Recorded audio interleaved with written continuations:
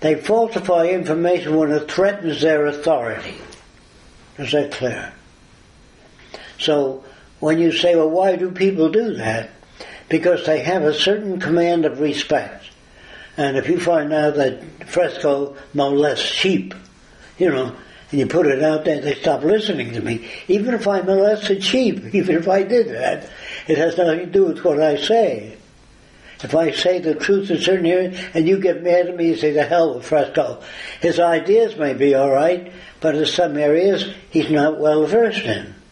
But when you drop a whole person because he has 6 wives or 20 wives, that's wrong. If a person gets up and invents mathematical formulas, but he has an addiction to 20 wives, and he has eunuchs protect his wives, they can't have sex with him because he removes their testicles. And he does that as his own insecurity. Do you understand what I mean? People put bars on their windows because they don't want people to take things from them. They feel there's a lot of people out there that would remove things without permission. But when you hire people and they work for you, you determine the salary. They can't go out they can stop work and walk out and say, we're not working for you anymore unless we get $10 a week rather than $5 a week. So the unions became a method of forcing the owner of the plant to make a decision in favor of the workers. Is that good or bad? Has nothing to do with good or bad. Has to do with income.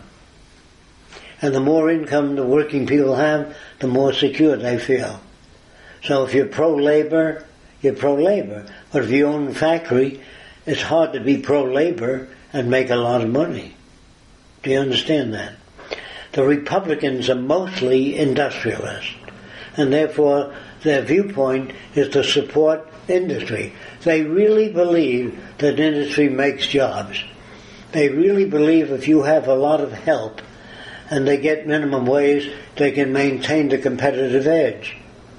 If the people go out on strike and they're making $10 a week, then I'll make $20 a week, he loses global competitive edge. So it's that the unions are killing us. He's right. And the unions say, we don't earn, he makes $3 million a year, we make, $10,000 a year. And so they're right, and the boss is right. They're all right when you use the word right and wrong. Now the point is, if unions win out all over the country and they raise the standard of living, we will lose the competitive edge. Do you understand that? But if you start fighting, well, I'm pro-labor, I'm pro-this or that, you're talking about your own group. And relative to what you're doing, you are right. But if you want the world to be a different place, better place, you have to design things so there's no kingpin. You know what I mean by that? No privileged group. If you set aside the engineers and make them a privileged group, you can teach kids that engineering has a closer approximation of reality than metaphysics. Because you can take metaphysical predictions. The earth is coming to an end. And then you take scientific predictions. Man will never fly. You'll find that the metaphysical predictions are not as accurate. Although scientists make mistakes too, but they make many less than metaphysicians. And they say, what about intuition?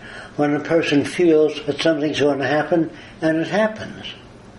Well, sometimes people do grasp the right thing. But I don't remember any metaphysicians warning the New York Times that airplanes are going to fly into the building. These intuitive people.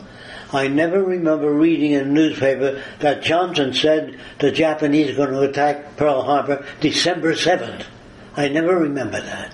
Where are all these psychics that can see the future?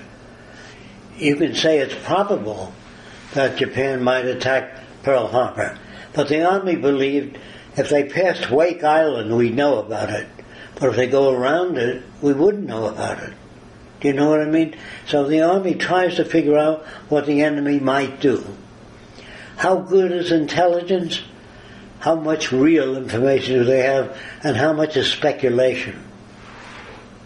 So when a guy says, in the future everybody will have an airplane, well, if things go on the way they are and they don't earn enough money to buy an airplane, and he could say, if we change our social institutions and make airplanes available to everybody at no cost, the probability is higher. But if the majority of people say, we like things the way they are, don't change them, then no one knows there'll never come a day when everybody will have their own airplane.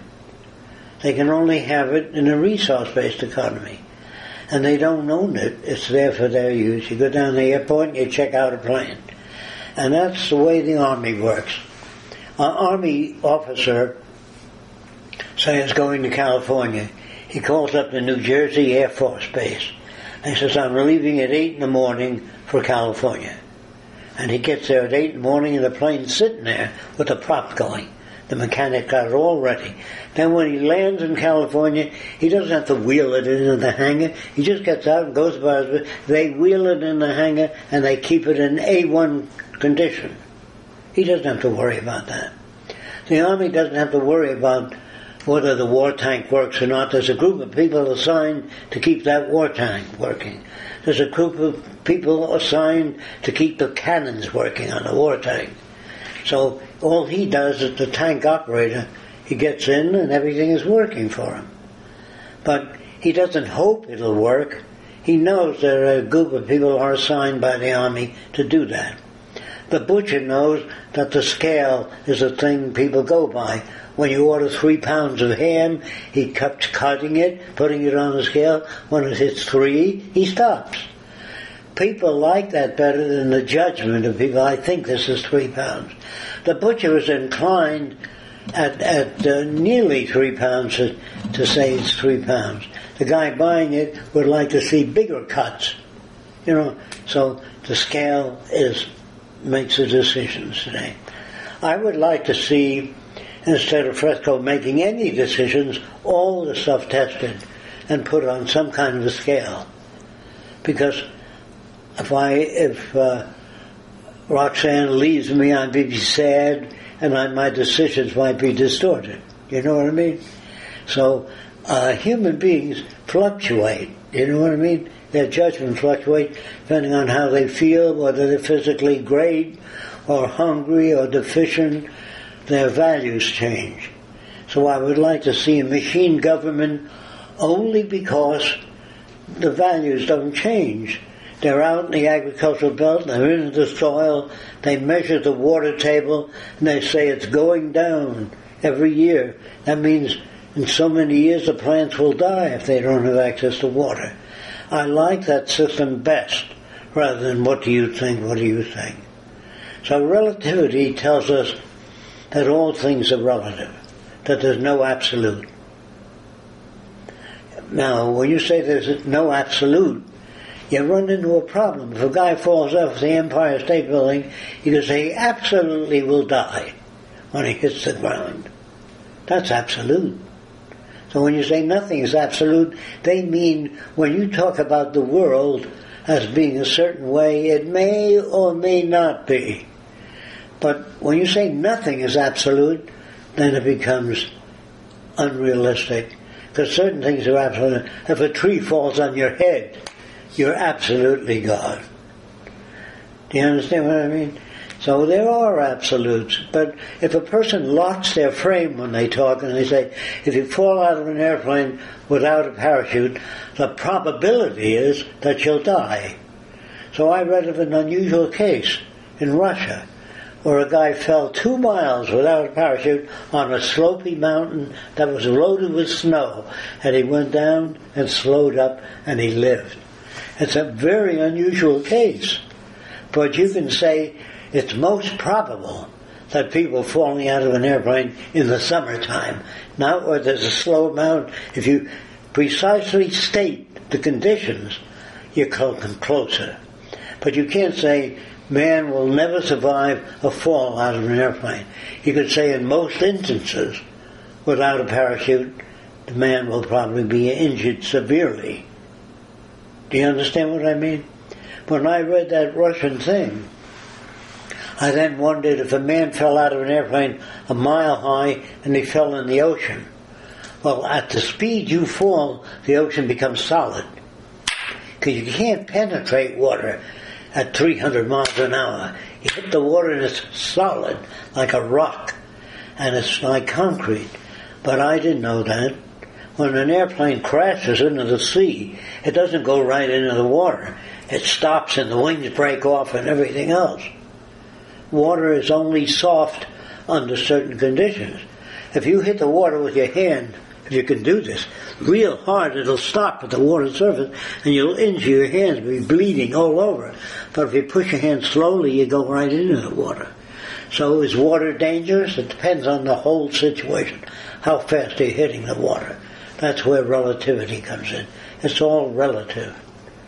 So all our judgments, some people don't know the difference between relative judgment and other experiences. They don't have those shades of gray. They say water is soft, and a person that hits water is very hard. So it depends on the conditions.